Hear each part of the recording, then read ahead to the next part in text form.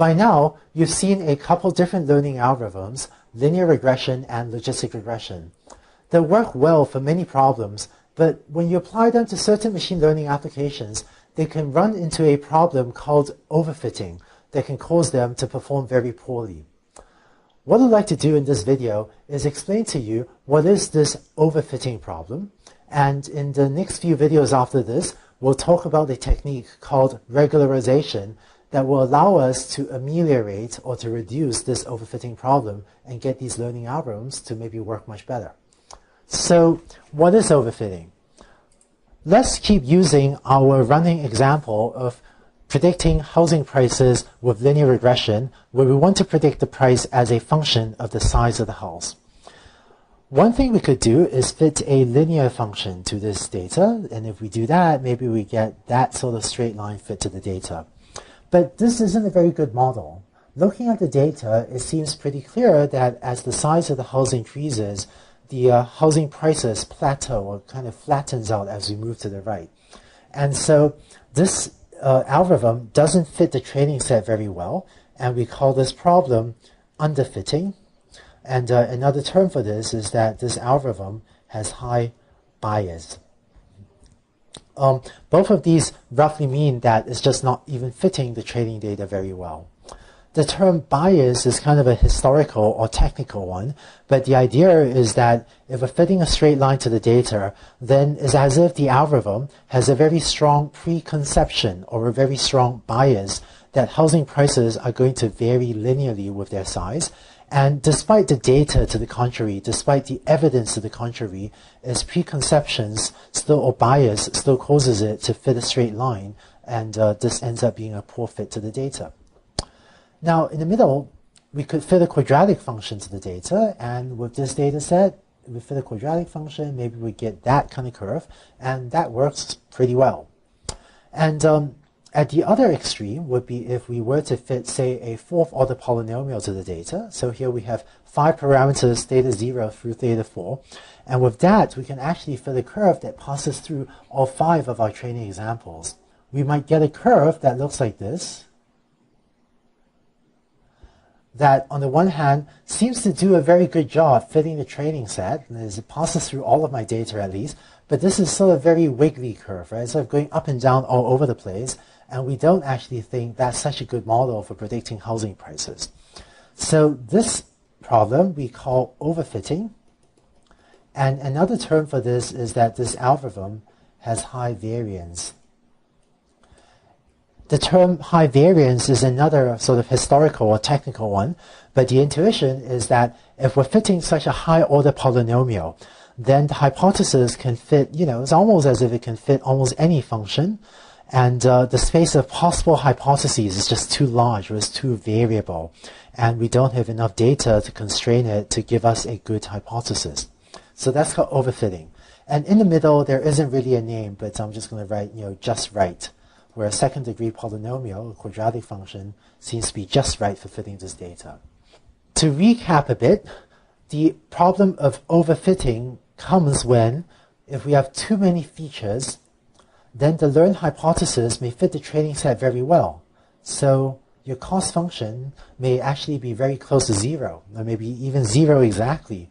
But you may then end up with a curve like this that tries too hard to fit the training set, so that it even fails to generalize to new examples, that it fails to predict prices on new examples well. And here the term generalize refers to how well a hypothesis applies even to new examples, that is, to data, to houses that it hasn't seen in the training set. On this slide, we looked at overfitting for the case of linear regression. A similar thing can apply to logistic regression as well. Here's a logistic regression example with 2 features, x1 and x2. One thing we could do is fit logistic regression with just a simple hypothesis like this, where, as usual, g is my sigmoid function. And if you do that, you end up with the hypothesis trying to use maybe just a straight line to separate the positive and the negative examples. And this doesn't look like a very good fit to the hypothesis. And so, once again, this is an example of underfitting or of a hypothesis having high bias. In contrast, if you were to add to your features these quadratic terms, then you could get a decision boundary that might look more like this. And that's a pretty good fit to the data. Probably about as good as we could get on this training set. And finally, at the other extreme, if you were to fit a very high order polynomial, if you were to generate lots of high order polynomial terms as features, then logistic regression may contort itself, may try really hard to find a decision boundary that fits your training data, or go to great lengths to contort itself to fit every single training example well. And if the features x1 and x2 are for predicting maybe the cancerous, malignant, benign breast tumors, this really doesn't look like a very good hypothesis for making predictions. And so once again, this is an instance of overfitting and of the hypothesis having high variance and not really and being unlikely to generalize well to new examples. Later in this course, when we talk about debugging and diagnosing things that can go wrong with learning algorithms, we'll give you specific tools to recognize when overfitting and also when underfitting may be occurring. But for now, let's talk about the problem of if we think overfitting is occurring, what can we do to address it? In the previous examples, we had 1 or 2 dimensional data, so we could just plot the hypothesis and see what was going on and select the appropriate degree polynomial. So earlier, for the housing prices example, we could just plot the hypothesis and maybe see that it was fitting the sort of very wiggly function that goes all over the place to predict housing prices, and we could then use figures like these to select an appropriate degree polynomial. So plotting the hypothesis could be one way to try to decide what degree polynomial to use, but that doesn't always work. And in fact, more often, we may have learning problems where we just have a lot of features.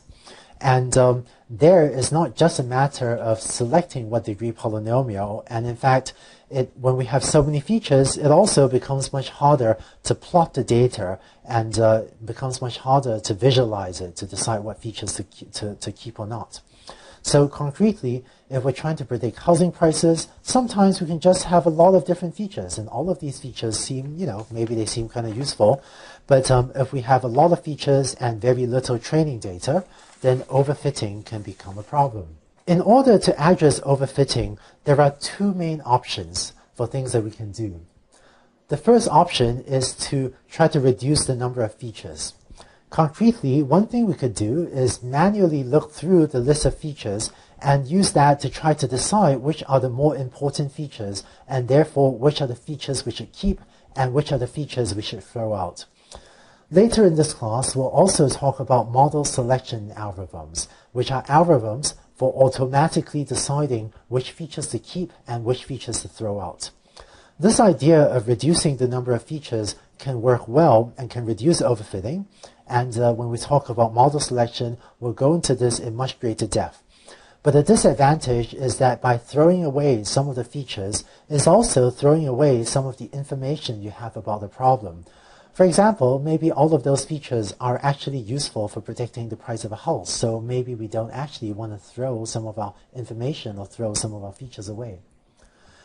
The second option, which we'll talk about in the next few videos, is regularization. Here, we're going to keep all the features, but we're going to reduce the magnitude or the values of the parameters theta j.